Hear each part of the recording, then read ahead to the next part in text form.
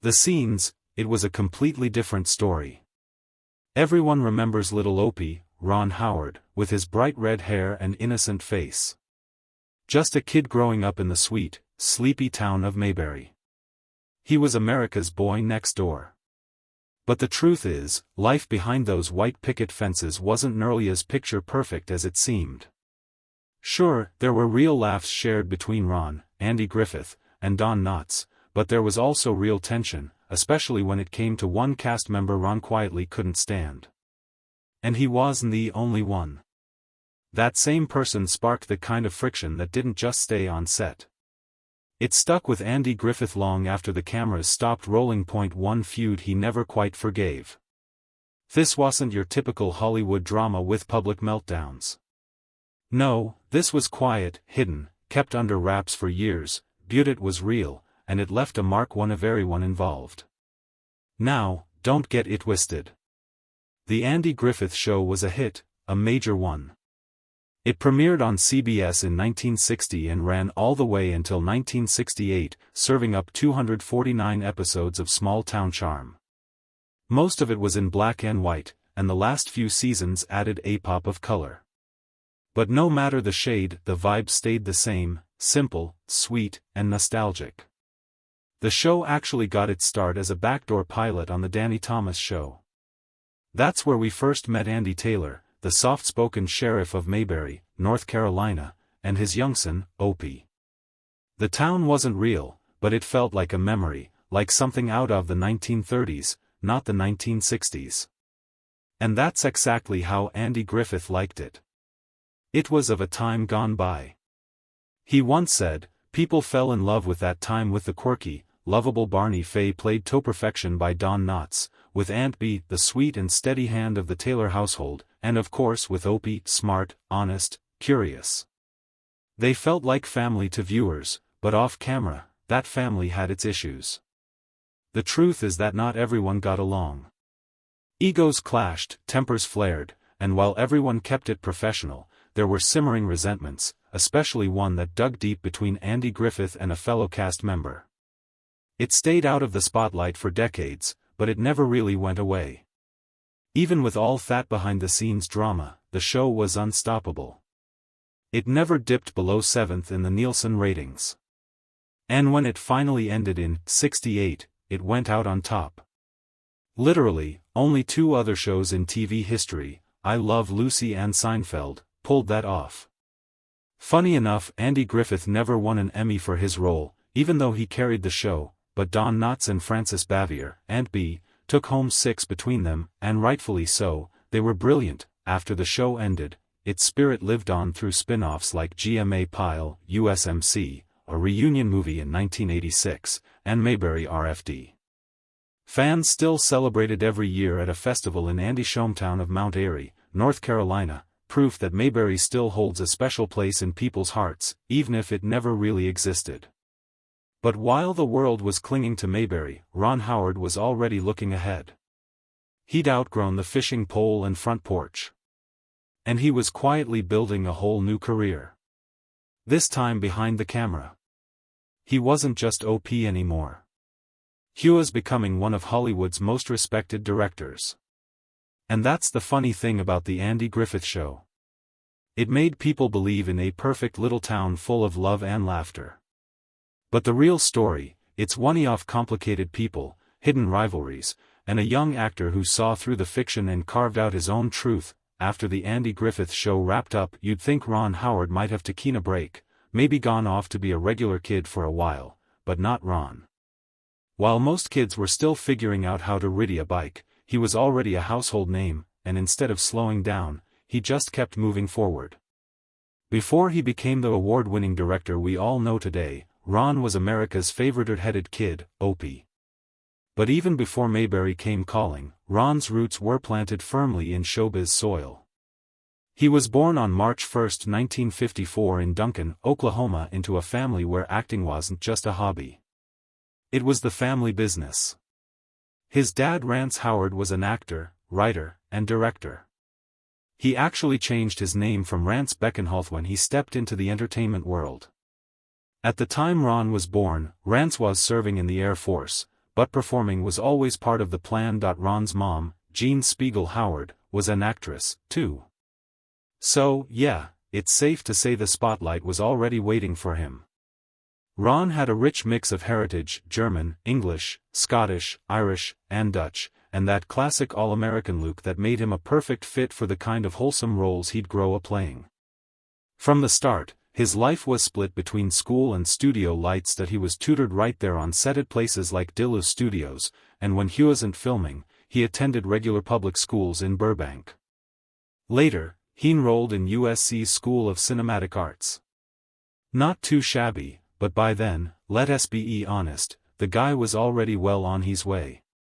By age 5, yes, 5, Ron had already appeared in movies and TV shows that most grown actors would dream of. His first big screen role was in The Journey, and he popped up in The Twilight Zone, Dennis the Menace, The DuPont Show, and The Many Loves of Dobby Gillis. This wasn't just a kid with a cute face. He had serious talent, but the role that changed everything. That was Opie. In 1960, he landed the part of Andy Taylor's son on The Andy Griffith Show. And just like that, Ronnie Howard became a name everyone knew. He played Opie for all 8 seasons, growing upright in front of America's eyes. Years later, Ron talked about his first day on set. You'd expect some kind of nervous moment or behind-scenes magic, but he was just a kid playing with a little toy turtle. He remembered having to pretend it was dead for a scene and thinking it was kind of funny. That calm, easy vibe, that was exactly what The Andy Griffith Show was all about. Gentle, heartwarming, and simple in the best way. Even though it aired during a pretty chaotic time in American history, the show never leaned into the drama of the 60s, it stayed rooted in this peaceful, idealized version of the past, with Don Knotts as the bumbling but lovable Barney Fay, Frances Bavier as the kind-hearted Aunt Bee, and a whole town of quirky characters. Mayberry felt like a place you wished actually existed. The show didn't win an Emmy for Best Comedy, but it was nominated a few times, and Knotts and Bavier took home 6 acting Emmys between them. Pretty impressive, right? And Ron, he just kept on going. In 1974, he found himself on another TV classic, Happy Days. At this point, you'd think he'd be done with sitcoms, but nope. He stepped right into the role of Richie Cunningham, the clean-cute American teen. It started as a sketch on Love American Style and exploded into its own hit series. Richie was the perfect contrast to the show's breakout character, Fonzie, played by Henry Winkler. Leather jacket, cool attitude, total opposite of Richie. But the chemistry between them was real. Not just on screen, but off it, too. They were buddies in real life. And that connection helped Happy Days become a cultural phenomenon. But even while filming Happy Days, Ron wasn't just thinking about acting. He was watching what was happening behind the camera, how scenes were put together, how stories were told. He was already dreaming about directing. And once he stepped into that world, well, that's when everything really took off. You know, it's kind of poetic that Ron Howard's directing career kicked off with a car crash. Not literally, though. His first film, Grand Theft Auto, did involve a whole lot of them. He was still that kid people pointed at and said, "Hey, isn't that Opie?" But behind the scenes, he was making moves. His directorial debut wasn't some glamorous red carpet moment. It was part of a clever handshake deal with legendary Bay movie king Roger Corman. The trade-off. Ron would star in a fast and cheap flick called Eat My Dust if Corman let him direct one of his own. Ron agreed, wrote Grand Theft Auto with his dad, because what's more wholesome than crashing cars with your father, and just like that, Opie had officially stepped behind the camera. From there, it was like someone lit a fire under him. Through the late 70s and early 80s, Ron cut his teeth directing TV movies for NBC. One of them, Skyward, starred screen legend B. Davis. Now, imagine this. Ron Howard, barely in his 20s, directing one of Hollywood's most iconic and intimidating actresses. Talk about trial by fire. But he held his own and proved he wasn't just a child star who got lucky.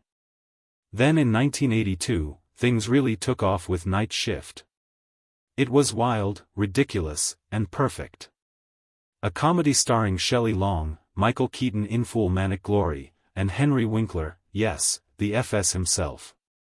That movie didn't just show Ron had directing chops. It showed he could balance chaos and heart like a pro. And just when people were starting to say, okay, maybe he's got something here, Ron dropped Splash in 1984, a mermaid romantic comedy with Tom Hanks, Daryl Hannah, Eugene Levy, and John Candy. It had fantasy, romance, fish jokes. What more could you want? It was a box office hit and proved that Ron Howard could do it all. Make you laugh, make you feel, and make Hollywood money. It's kind of amazing when you think about it. 1 minute he's a 5-year-old pretending a plastic turtle is dead on the Andy Griffith Show. The next he's directing Tom Hanks falling in love with a mythical sea creature. Growth.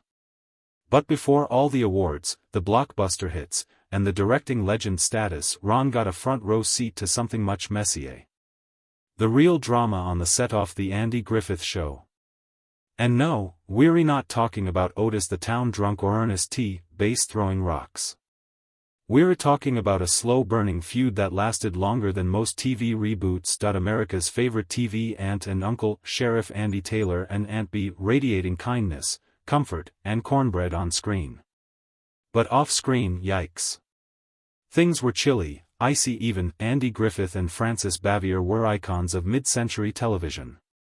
Their characters felt like family to viewers, warm, wise, and always ready with a life lesson. But when the cameras stopped rolling, those warm fuzzies melted fast. Turns out Frances and Andy didn't really get along at all.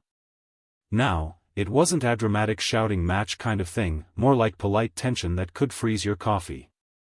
Frances was deeply private, incredibly serious about her craft, and not one for small talk or backslaps. Andy, on the other hand, was charismatic, playful, and loved joking around. Basically, she was all business, and he was all barbecue. Some saw her as difficult, but it wasn't that simple. Frances had standards.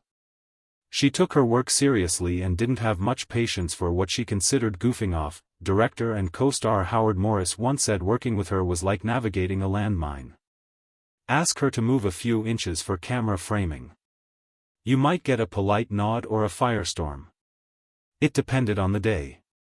Even Ron Howard, who had nothing but praise for Andy Griffith, remembered that things weren't always sunshine and rainbows on set. But the story doesn't end there. Years after the show ended, Andy decided to do something bold. He showed up at Frances Bavier's house uninvited, hoping to patch things up. Sounds sweet, right? Unfortunately, Frances didn't think so. She valued her privacy, and having Andy Griffith pop up on her doorstep probably felt less like a Hallmark moment and more like a home invasion.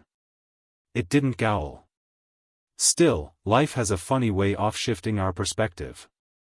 Toward the end of her life, Frances was battling cancer. Maybe it was the quiet of retirement. Maybe it was reflection. But something softened in her. She picked up the phone and called Andy. No scripts, no makeup, just a real conversation. And she apologized. "I'm sorry we didn't get along better." She told him it was my fault. That simple act, years in the making, finally closed the curtain on their long complicated history. Andy later shared how much it meant to him. It was one of those moments that reminds you people are just people. Flawed, proud, and sometimes slow to say what really needs to be said.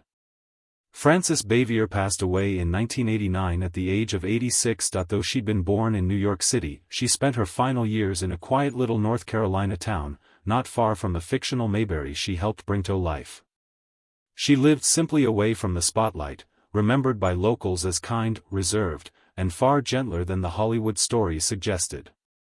Even in her last days, she held on to her dignity just like Aunt Bee would have.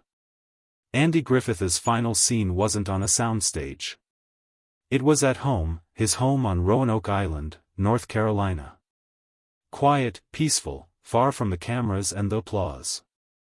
He passed away in his sleep at age 86, the same age Frances Bavier was when she died. The cause of death was never made public, but honestly, it didn't need to be because what mattered more was that he went the way most of us hope to, surrounded by the